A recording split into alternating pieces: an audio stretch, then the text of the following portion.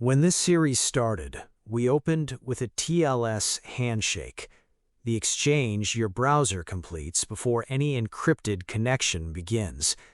That handshake is where this story ends. Perfect forward secrecy has a flaw that the word perfect obscures entirely. The protection runs in one direction only. It guards against future theft of permanent keys. It does not guard against future advances in mathematics. Meaning the sessions recorded today stay locked until the mathematics catches up, and then they open. If an attacker recorded the full handshake, the opening messages both sides exchange to agree on encryption parameters and the ephemeral public keys generated for that session. And if at some future date, that attacker gains access to a machine capable of solving the mathematical problem that makes those keys secure, deriving a secret number from a publicly visible point on a curve, a problem called the elliptic curve discrete logarithm problem. Solve it, and the shared secret can be recovered. The session is opened.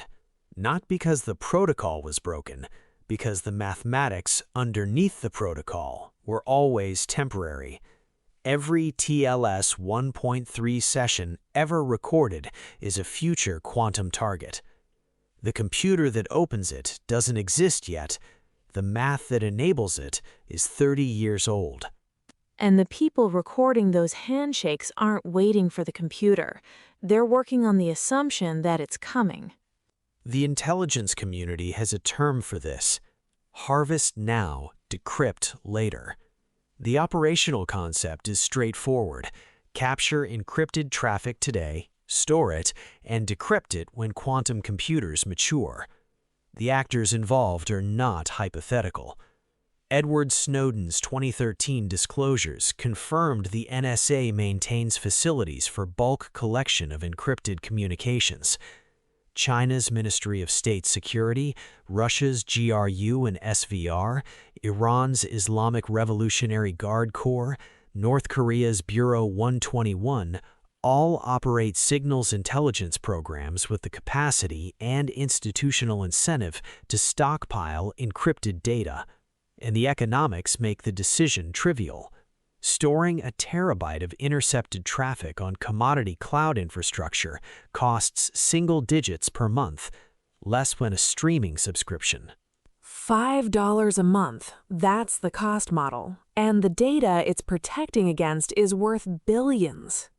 The data with the longest shelf life faces the greatest exposure.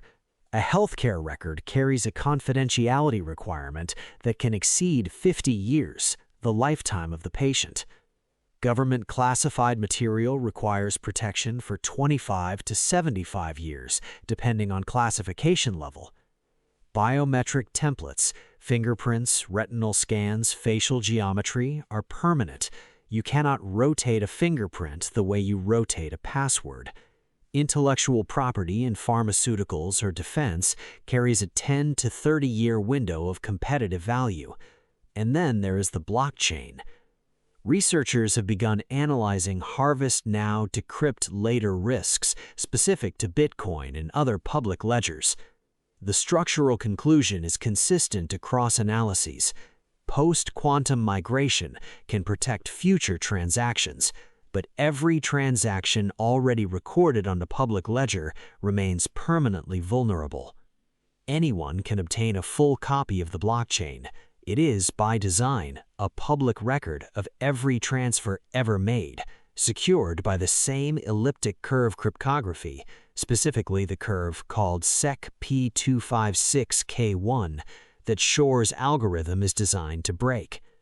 The Google quantum paper used Bitcoin's own encryption as its demonstration target. So the data that matters most, medical records, state secrets, biometric identity, financial infrastructure, is exactly the data that's already been captured and can't be re-encrypted after the fact. That is the structural problem, and it has a formal expression. A mathematician and quantum computing researcher named Michele Mosca proposed an inequality. one that has become a standard tool in quantum risk assessment. It uses 3 variables. X is the number of years your data must remain confidential. Y is the number of years it will take your organization to migrate to quantum-resistant encryption. Z is the number of years until a quantum computer can break your current encryption. If X plus Y is greater than Z, you have already missed your deadline. Let's put real numbers to that. If your data needs to stay secret for another 15 years, which is modest for medical records or defense contracts, and migrating your cryptographic infrastructure takes 5 years, which is optimistic for a large organization, Then you needed quantum-resistant encryption in place by the time Z drops below 20. And credible expert estimates are converging on exactly that window. 1 in 3 cybersecurity professionals surveyed in the 2024 Quantum Threat Timeline Report placed what the field calls Q-Day, the date a quantum computer first breaks a standard public key crypto system, before 2032. A co-author of Google's landmark quantum paper put the odds of Q-Day arriving by 2032 at 50%. Google itself set 2029 as its internal deadline for completing post-quantum migration across its own systems. Not 2035, 2029. That is 8 years away. For any organization whose data requires confidentiality past 2035, with a migration timeline of 3 to 7 years, Mosca's inequality closed before this conversation began.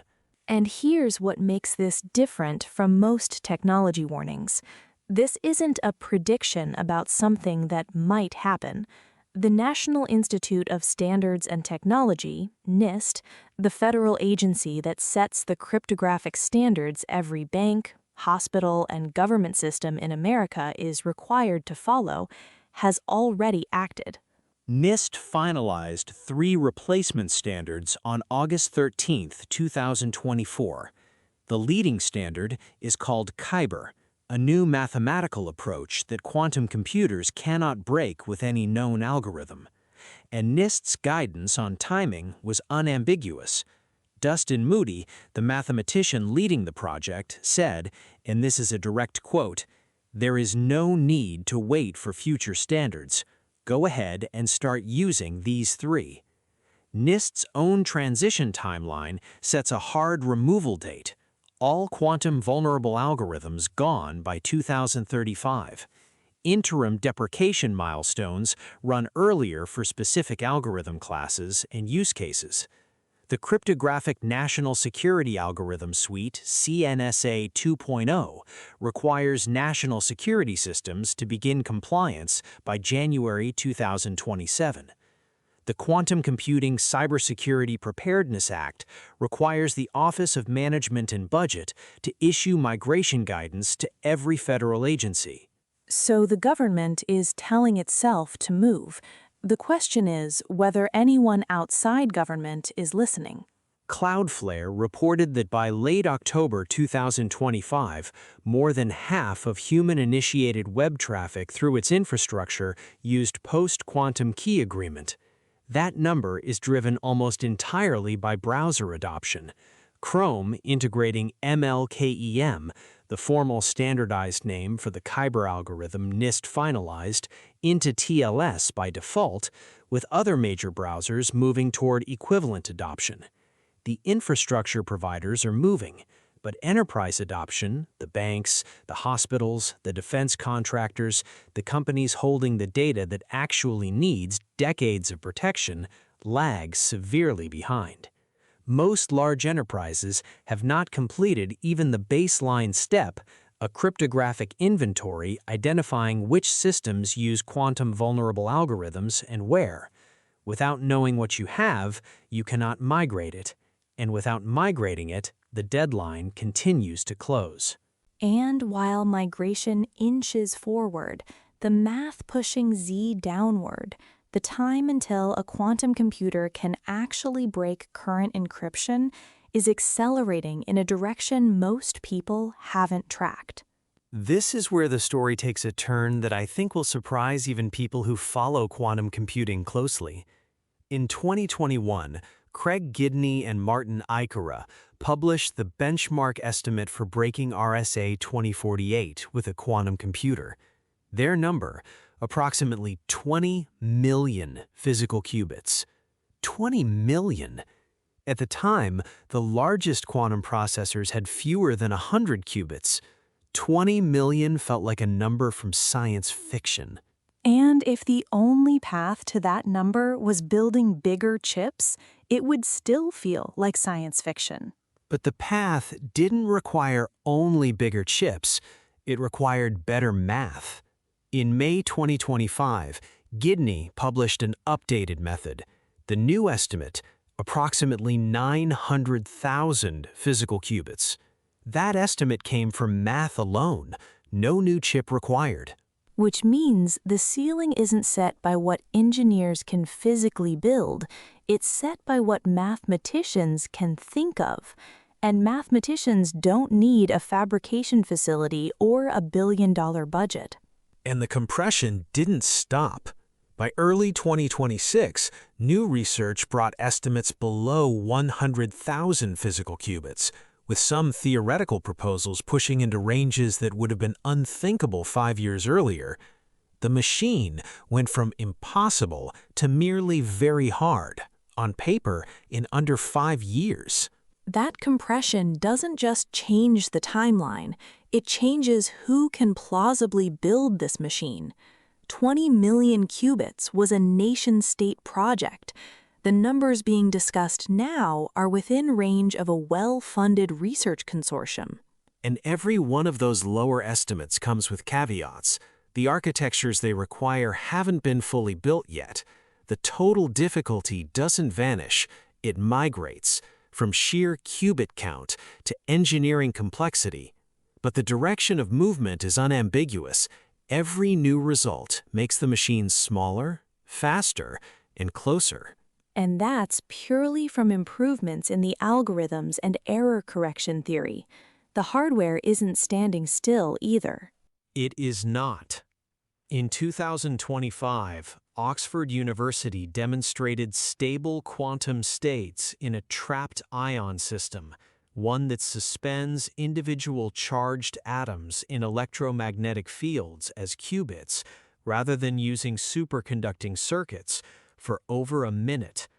Separately, researchers working with superconducting architectures have achieved gate error rates low enough that one mistake occurs in millions of operations. As gate error rates continue to fall, the same hardware runs progressively more effective logical qubits. IBM's roadmap targets approximately 200 logical qubits, the error-corrected units that do reliable computation, each constructed from many physical qubits, by 2029, and over 100,000 physical qubits by 2033. Combine improving gate fidelities with collapsing resource estimates, and those timelines start to overlap with the window Mosca's inequality says has already closed. There is one additional force compressing that timeline. AI-assisted optimization of quantum algorithms means the linear projections most analysts rely on are likely wrong, and the direction in which they are wrong is not toward later, it is toward sooner. There is a persistent error in how the public conversation frames this threat. The dominant narrative treats Q-Day as binary. Either everything breaks at once, or the threat is decades away and not worth present concern. Both versions are wrong. When a credible RSA 2048 break becomes public, and it will begin with a demonstration, not an attack, websites will still load, banks will still process transactions, nothing will visibly fail. The crisis is not one of infrastructure collapse, it is one of confidence. The universal presumption that encrypted data is safe evaporates. Markets respond, regulators respond, insurers respond. Counterparties in every financial instrument protected by public key cryptography demand renegotiation, and none of that requires the quantum computer to be pointed at any specific target. The mere proof of capability is sufficient. It's not that the locks break, it's that everyone learns the locks were never permanent, and everything built on the assumption of permanence has to be reconsidered. And the data already captured, the diplomatic cables, the medical records, the biometric templates, the blockchain transactions, the TLS handshakes recorded by intelligence services with $5-a-terabyte storage budgets, that data cannot be re-encrypted. It cannot be recalled. It exists in adversary archives, protected by mathematics with an expiration date that is approaching faster than the consensus understood even 2 years ago. The organizations that needed to act are organizations with migration timelines measured in years, protecting data with confidentiality requirements measured in decades, facing a threat whose timeline has compressed by 3 orders of magnitude in half a decade. Mosca's inequality doesn't care whether your board has approved a quantum readiness initiative. It doesn't care whether your CISO has budget for post-quantum migration next fiscal year.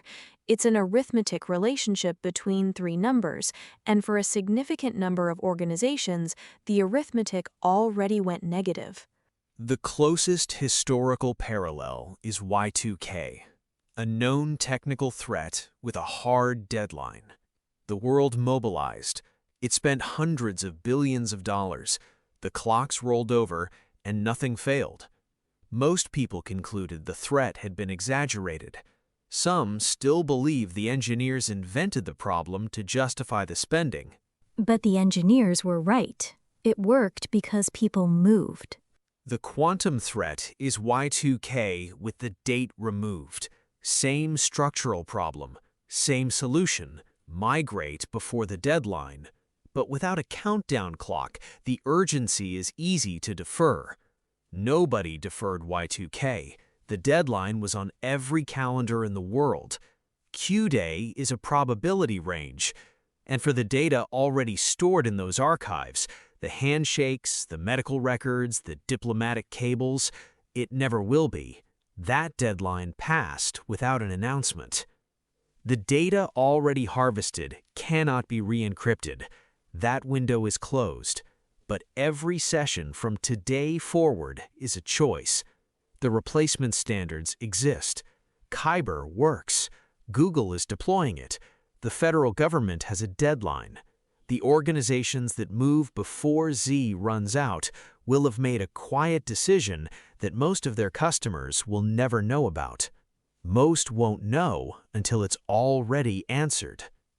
The computer that shouldn't work, the machine built on superposition and entanglement, the machine whose founding equations made Einstein recoil, the machine that has spent 30 years perpetually 10 years away, that machine is reshaping the security architecture of the entire digital world before it arrives.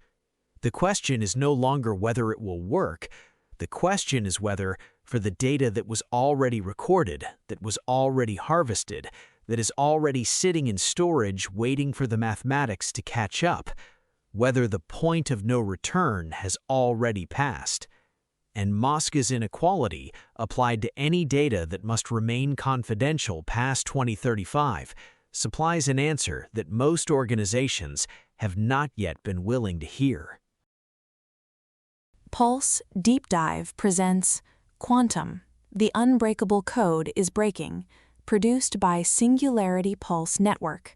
This series is for informational and educational purposes only. Historical accounts are sourced from published research, reporting, and public record.